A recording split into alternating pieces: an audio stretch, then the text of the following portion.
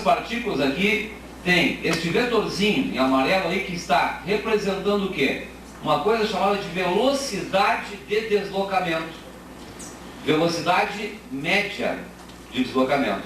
Então, a resultante do movimento é para a direita, no meu desenho. Mas como é que esse elétron está se movimentando aqui no interior deste sólido, deste metal? Vamos supor que aqui ó, eu tenho um desenho simples, né, da rede cristalina de um metal. O que é isso? Esses pontinhos aqui estão indicando os íons fixos da rede. Os átomos da rede, tá?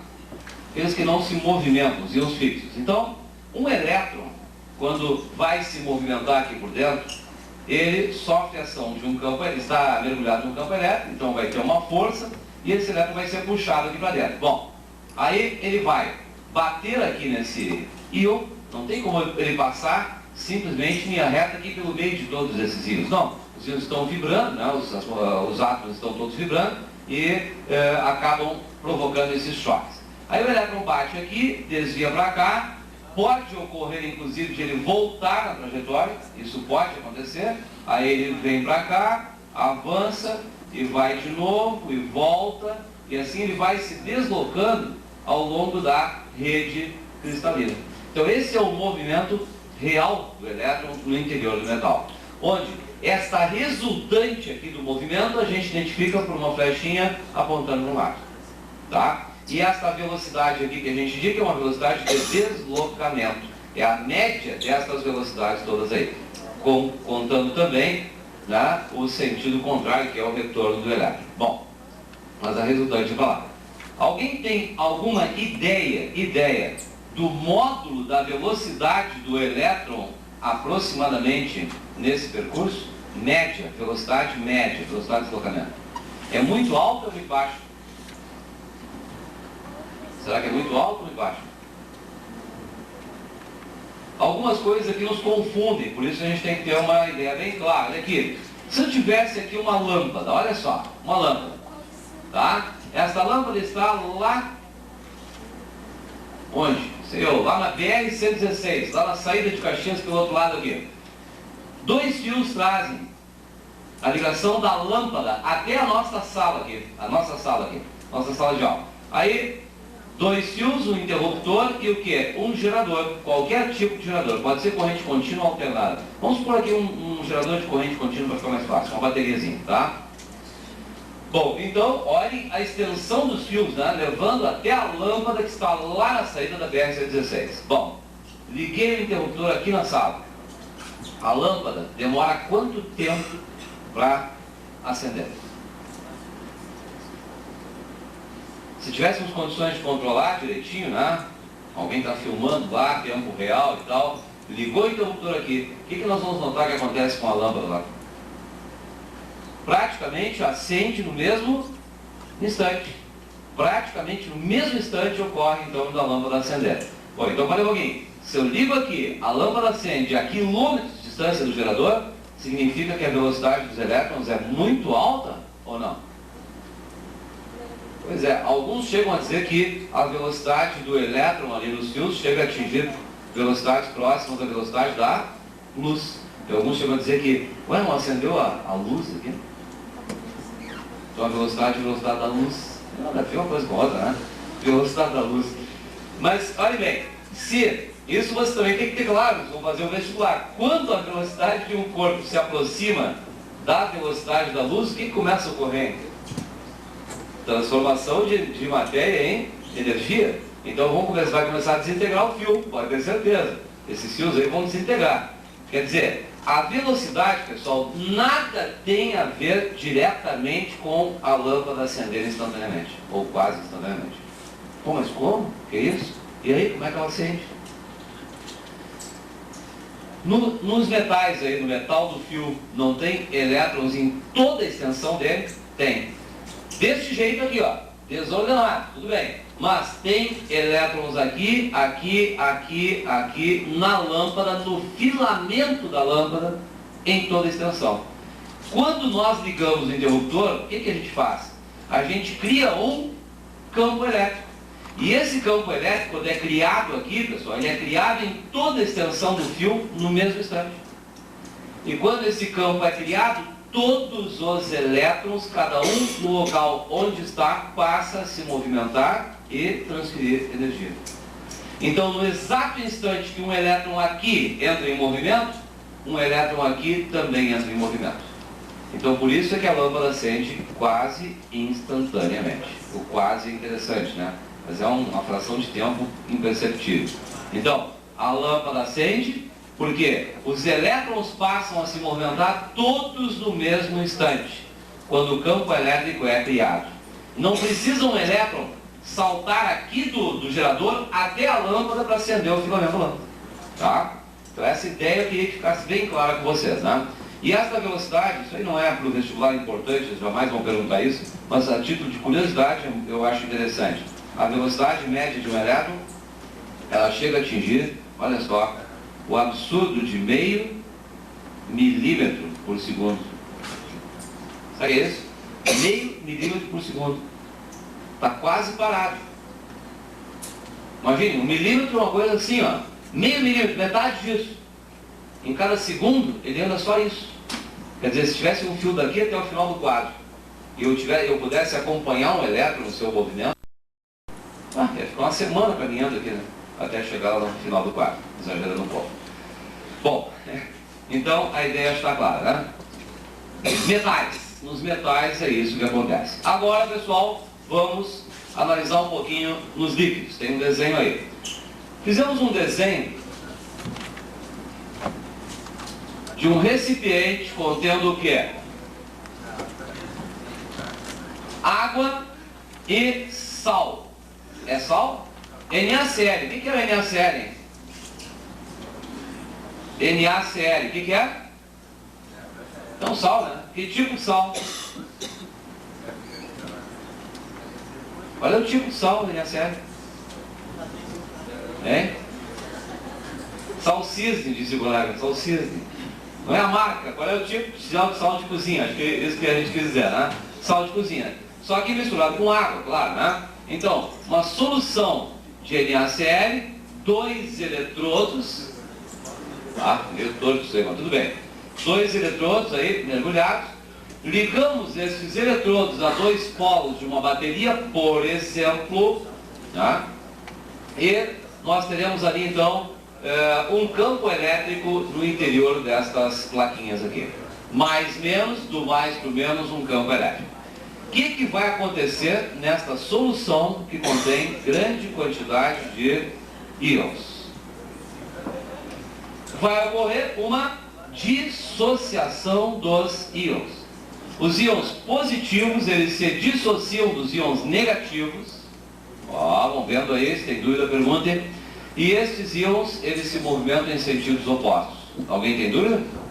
Mais para a direita e o menos para a esquerda. Certo? Este movimento de íons, nós também chamamos de corrente elétrica. Eu não comentei antes, mas este fluxo de cargas aqui nós também chamamos de corrente elétrica. Tá? Então, corrente nos metais e corrente nos líquidos. Pessoal, se os íons estão em movimento aqui no líquido, e aqui nos metais nós temos apenas os elétrons, cuidado para não confundir uma perguntinha extremamente simples que pode aparecer numa prova. E já apareceu várias vezes. Quais são os elementos responsáveis pela condução de corrente nos metais? Elétrons. Elétrons. Quais são os elementos responsáveis pela condução de corrente nos líquidos? Íons.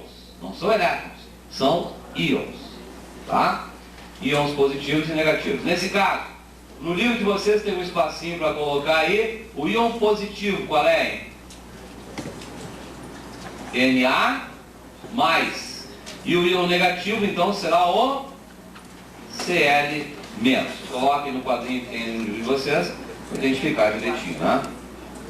Na+, Cl-. Exemplos de corrente elétrica no líquido. Alguém sabe dar um exemplo de corrente no líquido? Onde é que a gente tem claramente manifestada a corrente num líquido? Alguém lembra de alguma situação? Não? É que hoje a gente não faz mais isso, né? Mas algum tempo atrás era até uma forma de... Por exemplo, vocês querem...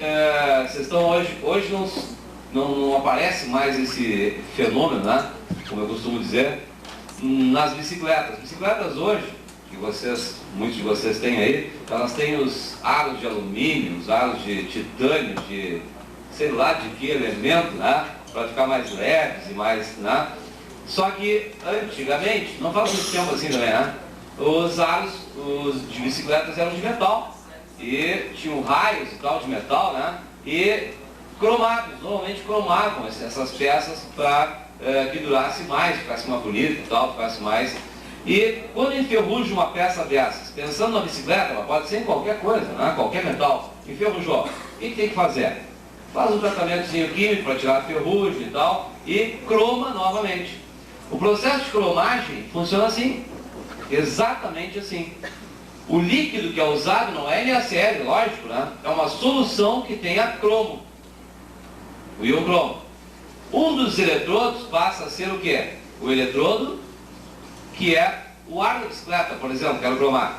O outro eletrodo é o eletrodo de referência. Aí colocamos o ar da bicicleta mergulhado na solução. Tem gente que acha que para cromar uma peça metálica, basta pegar a peça, mergulhar no cromo, na solução de cromo e tirar. Como se fosse pintar a peça. Não é assim, né? Tem que ocorrer uma absorção, um depósito. Então, mergulha a peça aqui, coloca o eletrodo de referência e faz o quê? Liga o quê? O gerador. Tem que ter um gerador. Vai circular uma corrente elétrica aqui, na verdade uma corrente iônica, onde o íon cromo se dissocia do outro elemento e deposita na peça. Então ele fica aderido à peça, ele vai ser absorvido pela peça metálica. Aí um exemplo de corrente no metal. A cromagem, a galvanização, a eletrólise, né? Então nós temos vários exemplos aí para citar. Bom, além dos líquidos, eu não coloquei no livro, porque eu vou fazer apenas uma referência, eu acabo entrando numa outra parte da matéria aí. Corrente nos gases, pode ocorrer também ou não? Sim ou não? Nos gases, acontece também ou não? Onde é que nós temos exemplo de corrente no gás? Hein? Onde? E tem um exemplo de corrente elétrica nos gases. Vamos lá, alguém vai ter que me falar. Não vou continuar se não me falar. Um exemplo. Só um exemplo. O mais claro de todos. Em todos os sentidos. Hein? Essas lâmpadas aqui, a colega deu a dica pra gente aí, né? Não basta dizer nas lâmpadas, né? Porque tem dois tipos de lâmpada. Lâmpada de incandescência, aquela que nós temos em casa com filamentozinho, que é esse tipo de situação, né? Onde a corrente elétrica acaba provocando a incandescência do filamento, né? Produzindo efeito luminoso. E esse tipo de lâmpada aqui, que é a lâmpada fluorescente, que ocorre a produção de energia luminosa aí a partir do que? Da corrente elétrica no gás, né? Na verdade não é um gás, é vapor de um elemento químico, né? Que funciona mais ou menos como isso aqui. Então a corrente ali também é iônica. Também são íons que acabam se movimentando, produzindo esse efeito que nós estamos vendo nesse caso aqui, que é o efeito luminoso. Tá? Vocês sabem qual é o elemento químico que tem dentro dessa lâmpada aí? Alguém lembra? Isso pode ser questionado. O mais importante, né? Pode ter tem mais de um, mas o predominante, qual é? Alguém lembra? Também não. Se essa lâmpada é chamada de fluorescente, é óbvio que tem o que dentro? Vocês não falam? Estão com medo de errar, né? Claro, nem fale. Flúor. Não é o flúor. A lâmpada é fluorescente, mas não é o flúor. Se não é o flúor, podia ser o quê? Alguns chamam essa lâmpada aí equivocadamente de fosforescente. Tem nada a ver. Se fosse fosforescente, teria o que aí dentro? Puxa, é fósforo, né? Numa outra turma lá em Porto Alegre, sabe o que me disseram que tinha aí dentro? Não estou brincando. Eu falo isso nas aulas, o pessoal acha que eu estou brincando. Me disseram que tinha vapor de urânio. Imagina vapor de urânio aí dentro. Tá? Aí ocorre uma descarga elétrica, que ocorre para poder ionizar, e desaparece a cidade. É pouca coisa, né? Uma lampadinha dessa aí, vapor de urânio, que é isso? O que tem dentro aí? Ninguém lembra. Mercúrio. Neon também é usado, alguém falou neon, né? O neon é usado naquelas lâmpadas fluorescentes, desse tipo aí. Normalmente aquelas que se faz os luminosos de rua, né? Os luminosos desenhados e tal, se usa o neon. E alguns carros bem interessantes aí, né? Que usam aquelas lampadinhas de neon para dizer que aí o radar não pega. Botam lâmpadas de neon pelos vidros do carro, que é isso, né? Alguns colocam embaixo do carro, fica legal, né? Carnaval, agora sabe? Época de carnaval. Bom, então, luz neon.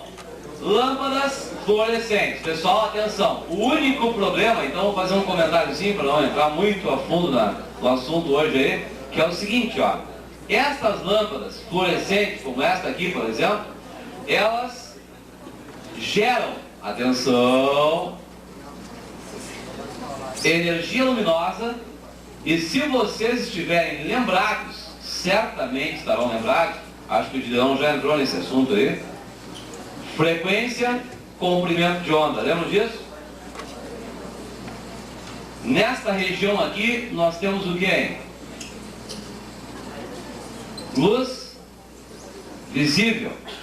Então, na luz visível nós temos aquelas 7 cores básicas, lembram? Isso, aí eu estou lembrando. Vermelho,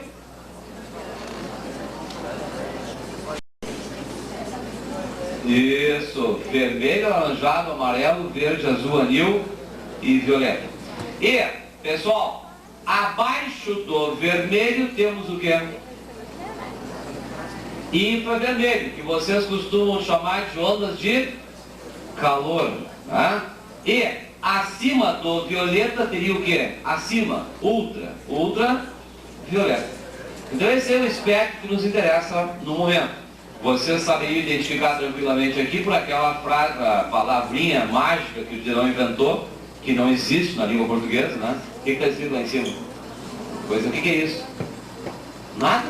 Qual é o significado? Nenhum. Mas acaba lembrando, né? Isso, olha aqui, ó, vou botar até separadinho já. É assim, né? Então seria ondas de rádio, ondas de calor, infravermelho, luz visível, ultravioleta. Isso, primeiro o raio-x, depois o raio gama. Tá. Só que essa lampadinha aqui, ela está trabalhando numa faixa de frequência que aparece aqui. Qual? Visível, lógico. Mas, além do visível, qual é a outra faixa que ela também acaba gerando? Ultravioleta ou infravermelho? O que vocês acham? Tocando nesta lâmpada, vocês conseguem segurá-la em funcionamento? Pessoal, não se assuste com aquilo ali, viu? Normal. Tem um fenômeno físico chamado de... O que é aquilo ali que está saindo ali? Não, vamos falar sério. O que é aquilo ali? O que é aquilo que está saindo do ar-condicionado? Me digam. Estado físico da matéria ali, naquele local. Hein? O quê? Vapor, gás, né? Pois é, não é. Se aparece no vestibular, isso vocês têm que saber, pessoal. Quando a gente enxerga, mudei de assunto, né? Mas quando a gente enxerga a fumacinha, não é mais vapor, o que é? Estado líquido, já condensou. Vapor a gente não enxerga. Então, aquela história da chaleirinha, né? Isso aqui é o bico de uma chaleira. Tá? A gente desenha isso aqui, a chaleira está no fogo, o chimarrãozinho vai ser feito e tal, e a gente vê isso aqui. Estado físico da matéria aqui, muitos dizem que é vapor. Não, aqui é líquido, H2O. Estado líquido. Onde é que tem vapor? Aqui, ó. Aqui tem vapor. Não é visível, é vapor. Tá, mudei o assunto, não tinha mais que falar. Bom, voltando para cá. Só para não assustar que alguém acha que está pegando fogo, olha lá. Ultravioleta. Agora, pessoal, quero que me digam uma coisa. Esta lâmpada aqui entra na faixa do ultravioleta também. As lâmpadas que tem em casa, as mais comuns, a lâmpada de filamento, ela também emite na faixa do infravermelho. Como é que a gente sabe a diferença quando emite um ou quando emite outro? fora os efeitos que provocam, né? A queimadura no caso deste, né? E o câncer no caso deste, cruzes, a gente pode detectar pelo toque, né? Claro que esse aqui não, mas esse aqui sim. Lâmpada em casa, você não consegue segurar uma lâmpada acesa. Colocar a mão nela, vão queimar. Essa aqui podem tocar a mão que vai ter um leve aquecimento, não vão sentir absolutamente nada, tá? Vão sentir depois. Bom, então, ultravioleta. Esta lâmpada emite uma dosezinha de ultravioleta. E agora, semestre passado, andou aparecendo alguma coisa aí, né? Não comentei com vocês porque não tinham chegado no ponto ainda, né? E acho eu que o Dilão vai fazer algum comentário depois, ou se ele já não fez, né? Esta lâmpada aí, ela emite uma dose de ultravioleta e essa dose de ultravioleta, ela pode ser responsável pelo surgimento do quê? Do câncer, né? Principalmente o câncer de pele. Então não sei se alguém aqui já passou por algum problema, espero que não, mas com esta lâmpada é perigoso. A lâmpada emite uma dose de ultravioleta. Não podemos ficar sob exposição desta lâmpada aí por mais de 3 horas diárias. Estou brincando, é lógico, né? Uma brincadeira. Mais do que 3 horas. Essa brincadeira. Não pode ficar por longo tempo e a uma distância pequena, como o colega bem lembrou lá atrás, fez assim, né? A distância é que é mais importante do que o tempo de exposição. Então não podemos ficar a distâncias inferiores a 2,5 metros, 3 metros. Também é brincadeira, não. A distância é bem menor. 30, 35 centímetros é o limite. Menos do que isso complicou. Então agora, falando sério, em casa, quem estuda com essas lâmpadas aí, naquelas lampadinhas de estudo, né? Cuidado. Não pode estar muito próximo. Se estiver muito próximo, o risco é grande. Principalmente para quê? Para a nossa retina. O ultravioleta também causa um dano irreversível, né, à nossa retina. Então, cuidado para não olhar diretamente de muito perto para essa lampadinha aí. Bom, pessoal, além disso, ó, quem é que ultimamente aí andou fazendo tratamento de bronzeamento artificial? Pois é, né? Ninguém vai levantar o braço agora aqui, né? Mas é perigoso. Tem que ser numa clínica especializada, o médico tem que estar do ladinho, né? Tem que estar do ladinho, de mão dada de preferência. Para ter cuidado, né? Para cuidar direitinho do paciente. Por quê? Porque o controle tem que ser absoluto, absoluto. Porque mesmo as máquinas mais eficientes aí, que eles dizem, né? Que filtram o UVB, que é o perigoso, esse aqui é o terrível, né? O UVB é o terrível. O VA não é tão problemático, mas esse aqui é perigoso. E as máquinas dizem que filtram esse aqui, mas existem sérias dúvidas se realmente filtram. Muitas máquinas foram testadas e não filtram o UVB. Filtram o UVA. Não, aquele que não é tão problemático.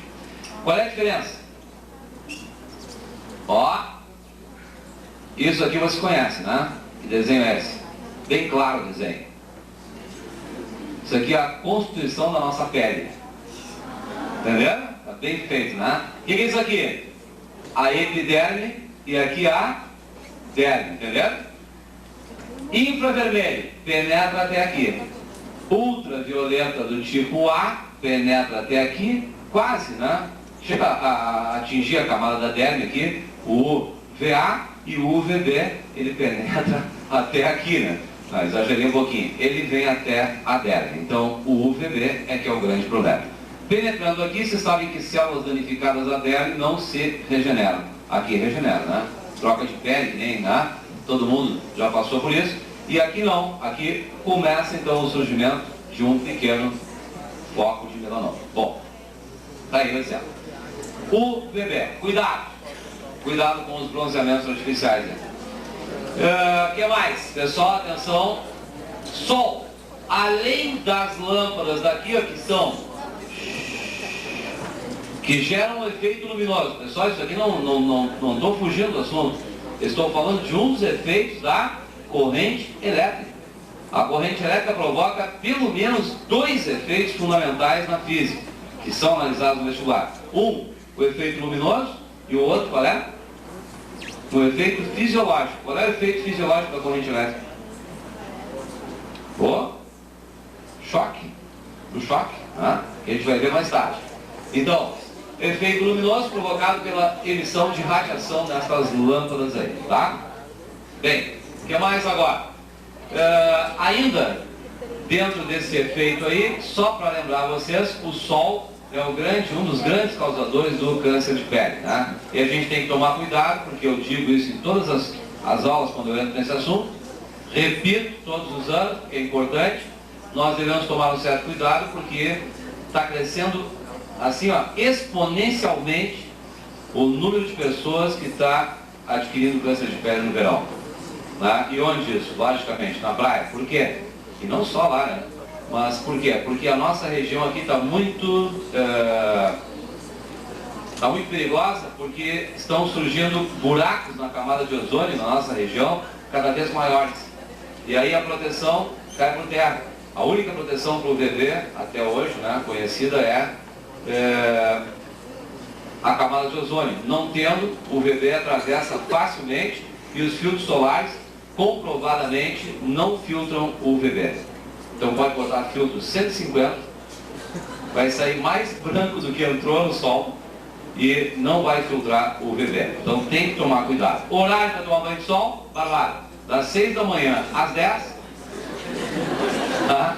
E à tarde das 15h30, mais ou menos, até terminar o sol, né? Entendeu a ideia? Nesse horário aqui, ó, em hipótese alguma, vou fazer uma pergunta. Qual é o horário que vocês vão para a praia no verão? Meio-dia, olha no relógio, meio-dia, estou indo. Não é assim? Não se almoça na praia por causa disso, né? Pois é. Então tá aí, ó. É o problema. Mas não é tão grave, sabe? O buraco na camada de ozônio que nós temos na nossa região, ele viaja um pouquinho, ele vai para lá, para cá, né? E o ano passado ele andou por Capão da Canoa, Torres, sabe, né? Esse ano não se sabe exatamente onde ele vai estar, mas vai estar por aí, né? Santa Catarina, ali, Garopaba, né? Cuidado. E alguns me dizem assim, não, mas é fácil. A gente olha para cima, localiza onde é que está o buraco na camada de ozônio e não fica em exposição. Localiza. Tá, deu. E agora?